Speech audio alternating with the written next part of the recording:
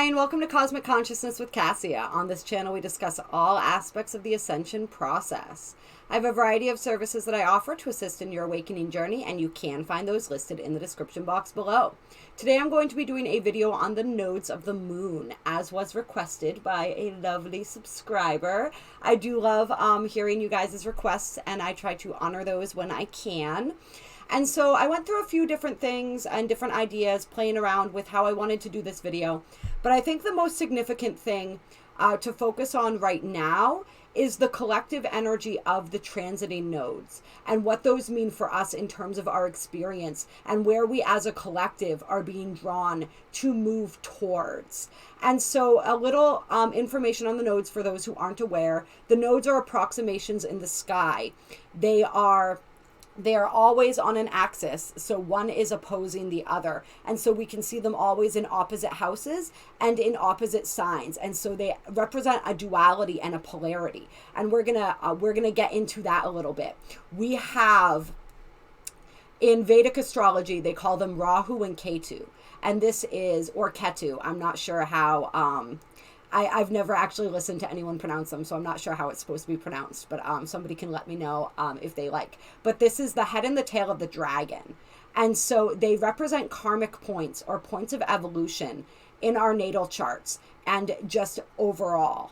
And so these points of evolution with the head of the dragon, the north or the true node, this is our destiny. This is our purpose. This is the energy that we're evolving into in this lifetime. And when we look at it collectively, this would be where the collective evolution is heading, how the collective is being asked to evolve. And then the south node or Ketu, the tail of the dragon, is the energy that we are being asked to release. This is the energy that we're most familiar with. It's our comfort zone. In our natal charts, this would be energy that we've mastered over lifetimes. And it's also can relate to karma and things that are wanting to be released. And so it's the old versus the new, the known versus the unknown. The well-traveled road versus the road less traveled, and the road that we came here to travel. So we learn a lot about ourselves and our destiny when we look at the nodes in our natal chart, the signs that they're in. It shows us the energy that we're comfortable in, that we're used to, that we are almost like default to sometimes. And it shows the energy that we're wanting to move into. And so we can follow that energy to see how we can follow and understand more about the unfoldment of our life path and our life purpose. And you can go to a website such as astro.com and plug in your birth information, and you'll be able to find where it'll at least show you where your true node is. And then if you want to figure out your south node, you just look at what sign is opposite the true node, what house is opposite the placement of your true node. And that's going to show you where your south node is. And so it's what we're leaving behind versus what we're moving toward. But it's also really about the blending and the balancing of those two. And so we want to move toward our north node energy, but we don't want to be 100% in that energy either. We want to take what we've learned and what we know from that south node energy, and we want to merge those two polarities and find the balance of those two polarities. But the focus for the forward movement is that north node energy. And so we currently have the nodes transiting. We have the north node in the sign of Gemini, and we have the south node in the sign of Sagittarius. And so this shows us the energy as a collective that we're moving toward, and the energy that we're being asked to move away from, and how we're being asked to find that balance, that ideal balance of the two energies. And so when we look at the south node, we can really see this and see how this will benefit us and how important this is right now. When we look at the collective world landscape, when we look at the political landscapes, when we look at the ascension and the awakening process in general. So it's really fascinating what we're going through and experiencing right now. The south node, Sagittarius. Sagittarius is that energy. The simplest way that I look at it is Sagittarius is the energy of the teacher. Gemini is the energy of the student. And so with Sagittarius, it's this energy of us really creating belief systems, creating philosophies, it's religion, it's structure, Sagittarius, structured worldviews, right? Sagittarius is that energy that can sometimes be known as like the preacher, or that energy of like, I know and I understand and I have gained this wisdom, right? and now I'm going to teach you and I'm going to show you. However, that energy can become, when it becomes too intense and it doesn't take that Gemini energy of the student into consideration, right? Because we're always the student and always the teacher. Every good teacher is always learning. When we stop learning and we think that we know everything and we commit ourselves to one view, one belief system, one idea of the world, and we don't allow for other viewpoints and other fresh perspectives, we can become very polarized. And we see that happening in our world around us as people have these rigid belief systems that they're adhering to, these ways that they believe the world works and should work, and these things that they are convinced are truth, and they're standing behind that almost aggressively, right? And so the way that we're being asked to temper that now is by moving into that North Node energy of Gemini. Gemini is curious. Gemini loves to compile information. Gemini isn't so concerned, like Sagittarius is concerned with like, there's a purpose behind it. What is the purpose behind this knowledge? What am I trying to accomplish? Gemini is more like, I just want the knowledge. I just want to know. I just want to learn. And Gemini, because it is so concerned with information and so changeable and so open, is constantly willing to rearrange the facts and to learn new facts and to embrace facts that oppose other facts that it's learned, right? When we get into that Sagittarius, deep into that really fixed aspect of the Sagittarius energy, yes, Sagittarius is a mutable sign, but its energy can feel somewhat fixed sometimes. When the energy begins to feel more fixed, it's not open to those new viewpoints. Any ideas that contest its own ideas are sort of like discarded. And that's not the energy. We want to embrace those, right? I want to say, the word is like cognitive dissonance, when we receive facts and information that conflicts with our belief system. And so we automatically discard it and discredit it. And we can see this happening. And this is what we want to avoid. We want to be in that energy where we're learning, right? We're taking in new information. There is always new information, new levels of truth and understanding that are available to us as we continue to ascend. And so we want to be able to utilize and call upon all of that and resynthesize our views of the world, resynthesize our belief systems. We want to really affirm that structure of like our truth, but we want to have that truth continuing to remain open and changeable. We want to be taking in all of that knowledge and really considering it with an open mind. Gemini is very open-minded. It's that childlike, that youthful energy as well. And so more into that playful energy, that playful fun energy of I'm learning, I'm growing, I'm exploring, as opposed to that slightly more serious kind of undertone that the Sagittarius energy can sometimes take. So we want to call upon that Gemini energy in order to remain playful, to remain childlike, to remain open. And that way, like it's that phrase is coming into my mind. You can't graft a new idea on a closed mind. And so we don't want to have closed minds right now. We want to have open minds because there is so much that is being revealed and there's going to be so much information. Those of us who have information will be getting more information. Those people who did not have much information or all the information they had was false, and they synthesized their whole worldview. Right? And we've all been through this at one phase or another, right? We synthesized our whole worldview on information that was false. And so when we get more information, if we hold on to that old view, we're not going to be able to integrate that information. We're not going to be able to utilize that. We're not going to be able to shift, and we're going to get stuck in this old reality. That old consciousness, right, is holding people because they won't release those belief systems. They won't release their version of what reality is. And that's what we're being asked to do. That's what the dark night of the soul, when we begin awakening, is all about. It's when we start questioning things, when we start realizing, oh, wow, maybe everything that I thought was true isn't. Maybe I don't know the answer. Maybe I don't know anything. Maybe I don't know who I am. And that is scary, right? And so people cling on to what they know, but we're being asked to not cling on. We're being asked to release, and we're being asked to really embrace that role of the student. Yes, also embrace that role of the teacher, but be the teacher and the student at the same time. And so we're going to pull some cards on this, and I'm being called to the Moonology deck. So I'm going to see what guidance we have here. What guidance do we have from the Moonology deck about this transit of the nodes? And that, I don't know about that, guys. What guidance do we have? And so we have conclusions are within reach, full moon eclipse. And so this is things coming to a head, right? With the full moon eclipse, this is intense energy. This is intense energy of change. This is conclusions of huge cycles, right? Cycles of humanity, cycles in our own personal lives. This is like major events unfolding, major unfolding events that are coming to a head, that are coming to conclusion. Let's get some more energy on that.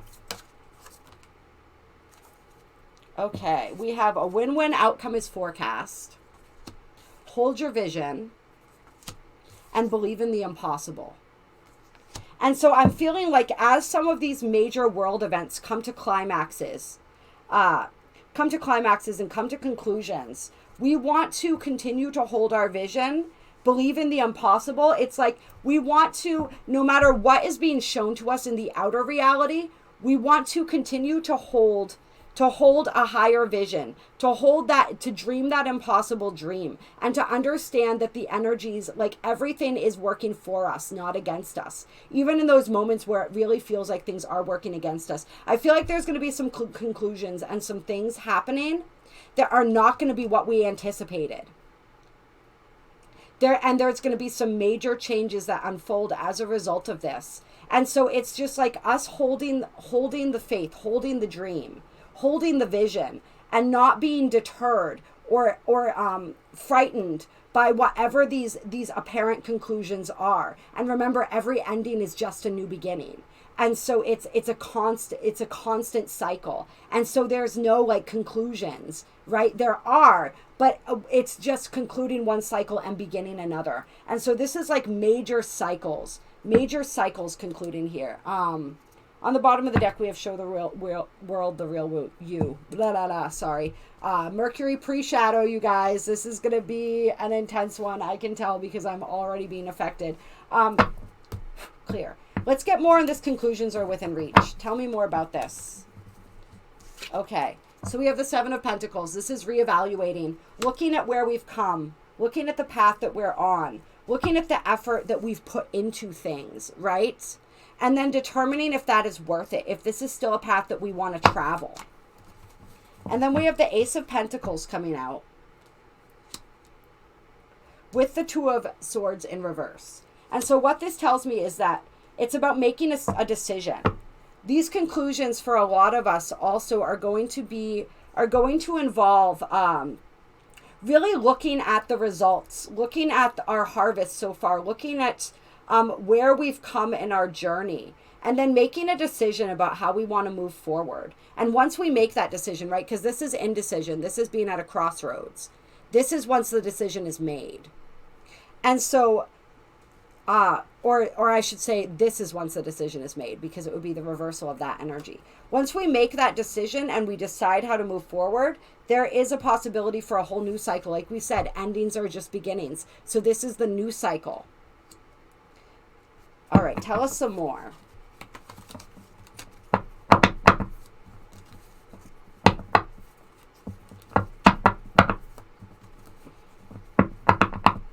It's almost like I'm seeing this as like everything that we toiled for and created in the old paradigm, and looking at that and sort of what that amounted to. And like he always looks a little bit tired in this card to me. And then it's like, this is the possibility of the new, of what it is that we're moving towards. It's like this offer of like, do you want to put in all this toil and struggle towards something that may or may not be worth it? Or do you want to accept this offer, this helping hand, this new energy that's beckoning to you? Any other? Whoa.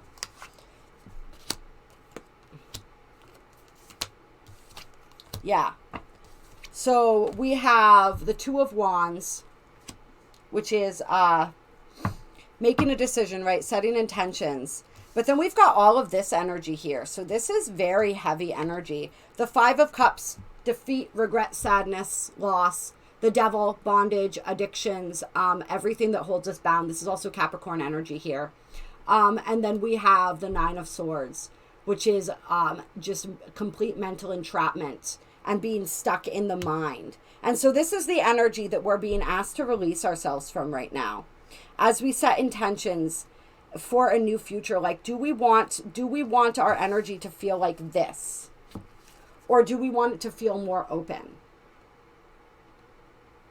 Right? These are our belief systems as well. These are our belief systems. These are our ways of seeing, the outdated ways of seeing the world that really keep us trapped and really keep us stuck in this energy.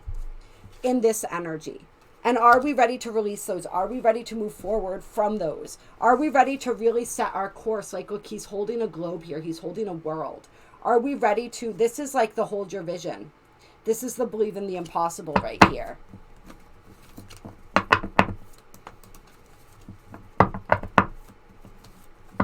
Boredom, dissatisfaction with the Four of Cups. And the World. This is the ending. This is the closing of the cycle.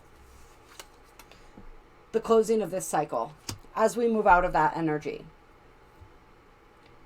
Right? When we open our minds to the new possibilities, we move out of this energy and we can come into a new cycle, right? The fullness, we can come into the fullness and richness of our experience. So it's really meditating and manifesting. Like, I love how this card ended up right on top of believe in the impossible and hold your vision. It's really manifesting, moving forward towards, looking towards the future, and being the fully in the authenticity of who we are, and releasing letting go of all of this past energy, right? Moving out of this, it's like justice. This is really standing in our integrity, right? That forward motion. And then we have the heartbreak and betrayal, which leads to the this is the dark night of the soul energy right here, right? Which leads to the spiritual journey, which leads to healing, which leads to a whole new beginning. Would be one way to interpret.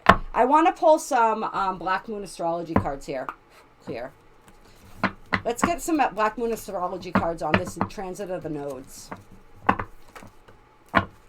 Okay, we have Virgo, I analyze coming out, and this is the mind. And this is really perfect energy because the axis of Sagittarius and Gemini is all about intelligence. It's all about the mind and the workings of the mind and learning and sort of that flow of intelligence and learning and synthesizing information. So we're really being asked to look at the facts, right? Because Virgo is also a sign, it says I analyze, that looks at the facts. So we're really being asked to look at the facts and to do that from an unbiased perspective. And then we have Mars force coming. This is our will, right? We act from that place of knowing. We act based on the facts. Then we have life's deaths, the South Node coming out. This is the karma. This is that past energy. And then we have the Venus love card coming out. Interesting. I'm feeling that with those two cards coming out back by back. And then we have the 11th house friends cards coming out. Interesting. So I feel like what we're doing here is really really looking at the facts, looking at the information and the knowledge that we're gathering so that we can move forward determinedly and really release any of this past energy that's holding us back. This includes friends, this includes lovers, this includes relationships, this includes all of those different aspects. Anything karmic, anything outworn, anything outdated.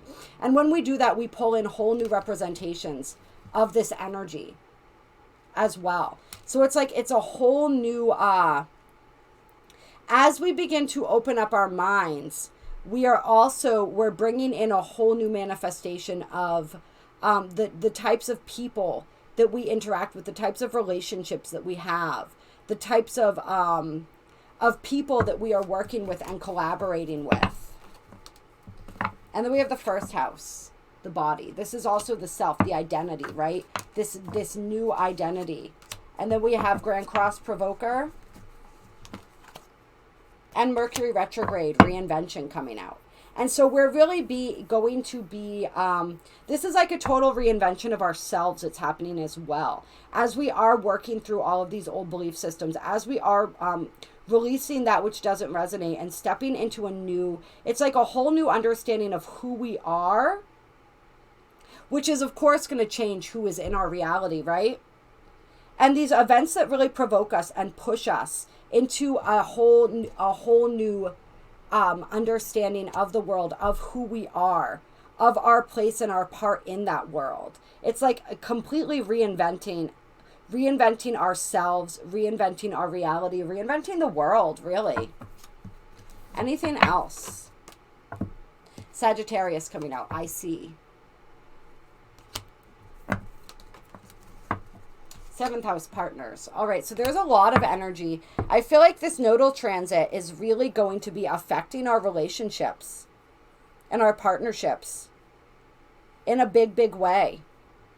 And it is just that shifting. It's like people who are able to broaden their scope, broaden their vision, broaden their horizon, and allow in that new information. And people that aren't able to do that, and just like that will create a separation, right? Because those are not like energies. And so we may see that happening as we have major changes in our partnerships, in our relationships, in our friendships moving forward. And it's like we can't allow ourselves to hold ourselves back because other people aren't able to move forward with us. And that's just the unfortunate nature of the situation. And we may want to do that sometimes. We may really, really be attached to people, especially people. And it's like we can't bring everyone with, like, we can go on our own journey, and eventually they may want to join us because they see the impact that it's having. Or like everyone evolves at their own pace. So if people are evolving at a different pace than us, there's nothing we can do about that except release them, allow them to have their journey, and then welcome in the energy of people who are moving at the same pace that we are. And we have the 2nd house owning coming out. So this is all about material resources. This is all about the material realm. And then the water element sensing. There's going to be major changes. There are major changes occurring as far as what we value. What we value as a collective, what has meaning for us as a collective. This goes beyond just monetary systems, although there are going to be shifts and changes occurring when it comes to that. But it's more just like we're becoming more, I'm just feeling this really, it's about value. It's about what we value, what has meaning to us. And there's going to be a much more emotional, like and this is all about the mind, right? With the Sagittarius, Gemini nodes. But I'm feeling this energy of us really tapping into what has meaning, deeper spiritual meaning to us. Like the water element is like, represents like the soul, right? And so it's like, how do we manifest from our souls? How do we create from our souls? What has meaning to us on a soul level? And that's going to shift. That's going to shift everything, really, right? But it's definitely going to shift our physical reality as well.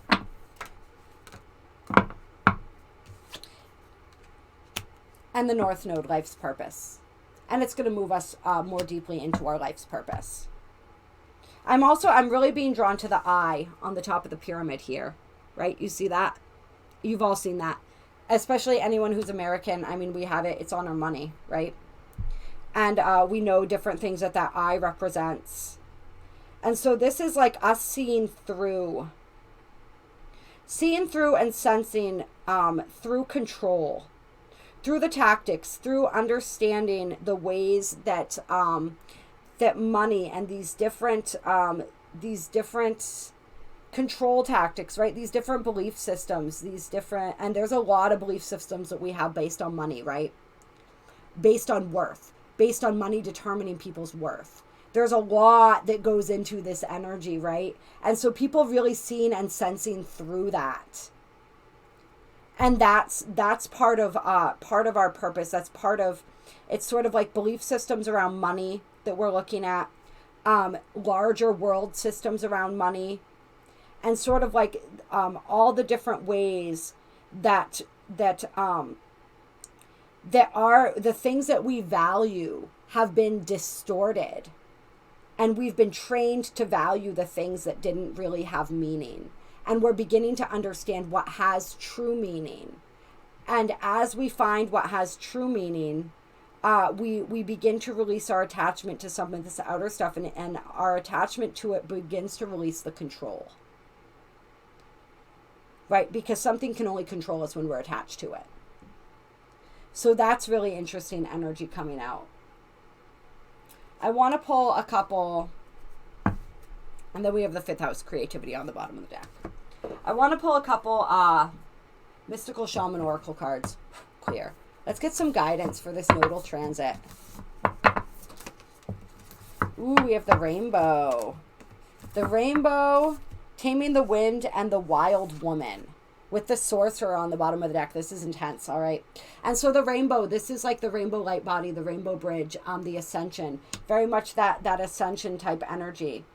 And so as we are ascending, as we are moving along this rainbow bridge of ascension, right?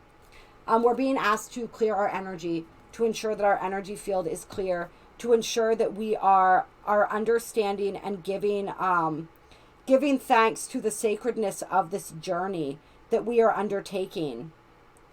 And we're being asked once again to step into our fullness, to step into our authenticity, to be the wild woman, to be free. This is like the free-spirited energy. This is the person that moves through their life knowing exactly who they are and not being afraid to express that and to show that and to live that and to own that. And then with the sorcerer on the bottom of the deck, this is our shadow. This is the aspects of our shadow. These are the darker aspects of our psyche and our nature, and the ways that those are being triggered, right? And they're being triggered, eagle, so that we get that higher perspective, so that we can move beyond them, right? So that we can integrate them. We're also seeing the lower aspects of human nature, of those around us, being called upon, being called into the light. So yeah, a lot of intensity going on with this transit, you guys. A lot of beautiful intensity. It's just really surrendering to that. If you took nothing else from this, I mean, the reading part of this, I felt like was kind of all over the place. I don't know, maybe you guys will feel differently, but really, it's just allow yourself to be that student. Do not really try to approach everything with an open mind. Be open to new information. Be open to the new ways that information finds us, right? When there is misinformation being purposely placed everywhere, we have to really use our discernment in order to ascertain what is true, right? We have to feel everything out. We have to be open to all the different avenues that information can find us, and not even look at one specific avenue and be like, well, this is coming from here, so it must be wrong, right? That's a closed mind. We want to be as open as possible, and we want to really work on, and if you guys want to work on releasing belief systems and working through belief systems, please reach out to me. That is something that I do, and I would love to help you with that, because that energy is just so strong and so paramount right now. Yeah, I think that's what I'm going to leave you guys with today. I love you. I appreciate you. If you like this video, there are links down below to donate to my channel. If you feel so moved to do so, it is appreciated. And also my email with those services like I talked about, the description of the different things that I offer and the different things that I do. I hope that you guys enjoy this. This transit is going until January 2022. And so we have about a year of this energy left. It's approximately 18 months, if I'm not mistaken, that the nodes transit through a different sign, typically speaking. So yeah, we got some time left in this, and it's gonna be quite an interesting journey, it sounds like. But remember, believe in the impossible, hold your vision, luck is on our side. Right? Like, this is an absolutely necessary process that we are undergoing right now. As we have this collective shift to unconsciousness, first we have to have that information. We have to be given that information. We have to digest that information. And we have to allow that information to to integrate and to expand us, right? That's this ascension process is all about expansion. And so just a lot of information that's going to be coming in for those who are willing and ready to see it and ready to recognize it. Truth is always present for those who are able to see it. All right, I'll talk to you guys later.